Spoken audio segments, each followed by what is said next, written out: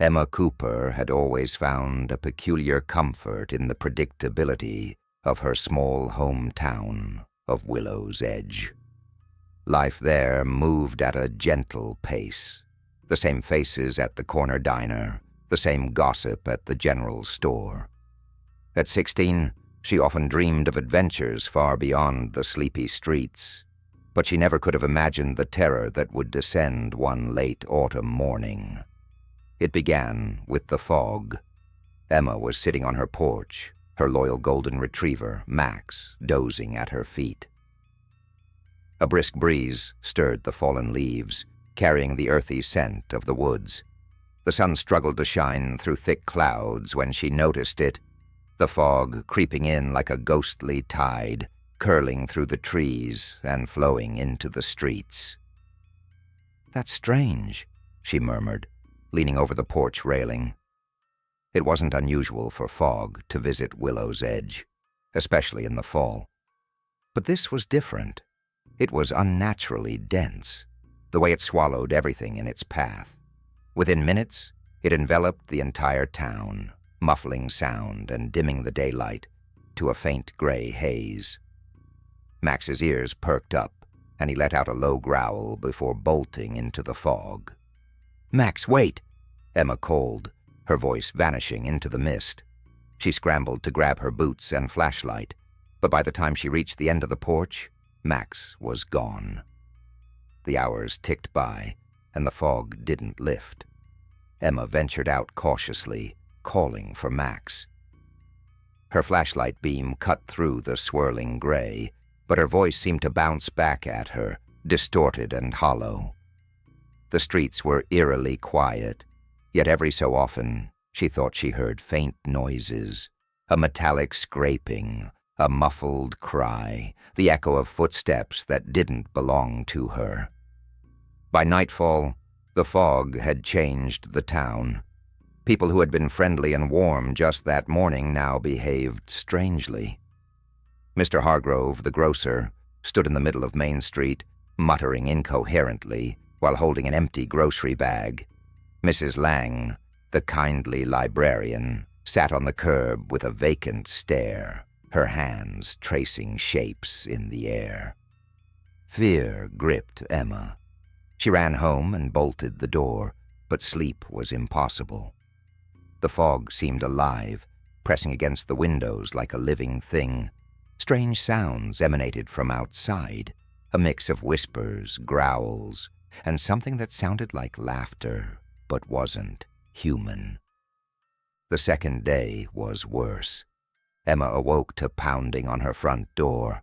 Peeking through the curtains, she saw her neighbor, Mrs. Donovan, with a blank expression, scratching at the wood with bloodied fingers. Emma stayed silent, trembling as the older woman eventually wandered off into the fog. It was then that she made a decision. She had to stay above the fog. Emma climbed onto the roof of her house, carrying a backpack with supplies, water, snacks, and a flashlight. From her perch, she could see how the fog blanketed the town, roiling like a living sea.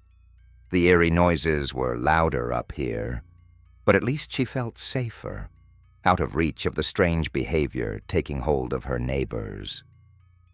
By evening, her heart ached with worry for Max. She imagined him lost and scared, his golden coat damp with the fog. She whistled for him, her voice echoing faintly, but there was no response. Instead, the fog stirred below, and a new sound emerged, a deep guttural growl that sent chills down her spine. Gripping her flashlight, Emma prepared for the worst. The growl grew closer and her breathing quickened. Then through the mist, a familiar shape emerged, Max, his tail wagging furiously. Relief washed over her, and she clambered down to hug him, tears streaming down her face. "You scared me, buddy," she whispered, burying her face in his fur. Max barked softly, licking her cheek as if to say, "I'm here now." For 3 days, Emma and Max survived together on the rooftops. They scavenged what supplies they could from neighbors' attics and stayed vigilant against the fog's strange influence.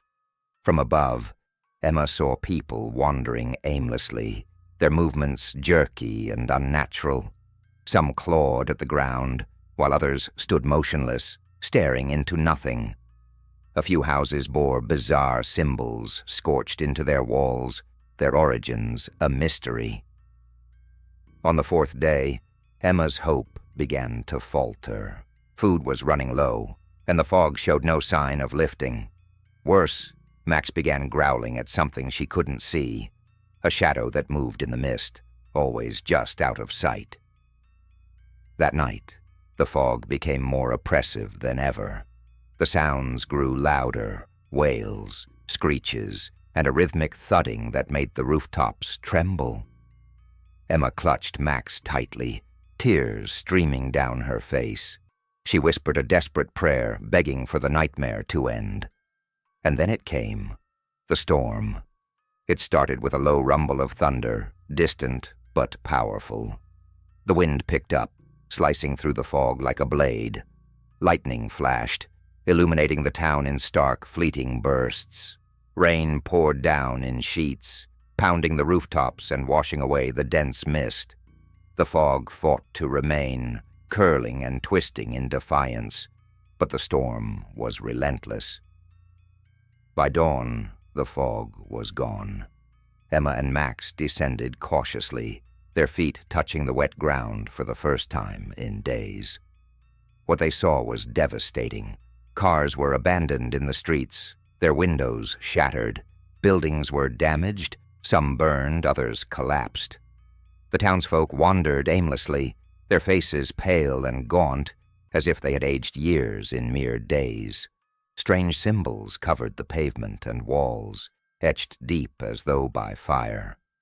Emma recognized them as the same shapes Mrs. Lang had traced in the air. Of the missing townsfolk, there was no sign, only their belongings, scattered and untouched. In the weeks that followed, Willow's Edge struggled to recover. The townsfolk spoke little of what had happened, but Emma couldn't forget.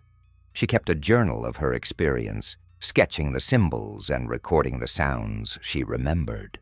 Max stayed by her side, a constant source of comfort.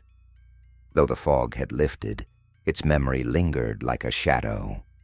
On quiet nights, when the wind blew just right, Emma sometimes thought she heard it again, the faint hum of the fog waiting beyond the hills.